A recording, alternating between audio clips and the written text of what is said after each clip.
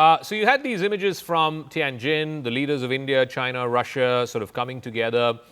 And then you had the Truth Social post by the President of the United States saying, trade with India is a one-sided affair and, India is ripping us off. He's called India the Maharaja of tariffs, so on and so forth.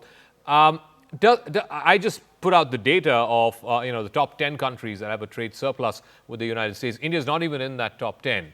So what exactly is going on here? Because the trade data, the trade numbers don't quite add up. So why is then Trump punishing India using the ruse of the trade deficit?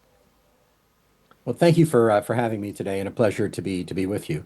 What's going on here is that Trump is trying to negotiate a number of trade deals. It's politically important for him to show wins, and he's had some success with the European Union and then with Japan.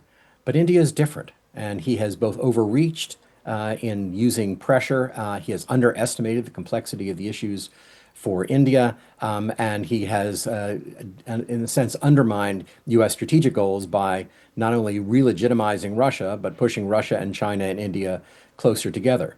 It's been a classic Trump tactic to both exaggerate and intimidate in the hopes of bullying the other party into a concession.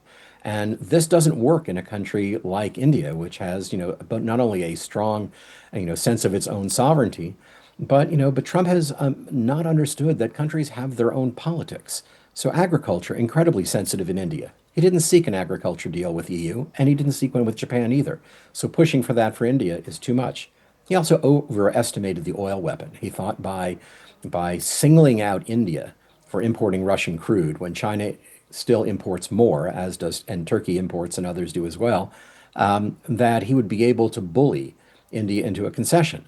But it's really backfired on all fronts. And then you have fringe characters like Peter Navarro, who is an advisor. He's not the lead on trade, he's an advisor. And, he is, fourth behind, at least behind Howard Lutnick and behind the trade representative Jameson Greer and Scott Bessent, who's really leading these negotiations. So you just have the lack of discipline of a fringe character mouthing off, frankly racist and inappropriate statements. All of this indiscipline really is undermining U.S. interests. And I think there is a way back, but I think it's time for the U.S. and India to apply some diplomacy and get out of the strategic cul-de-sac that frankly President Trump has painted himself into.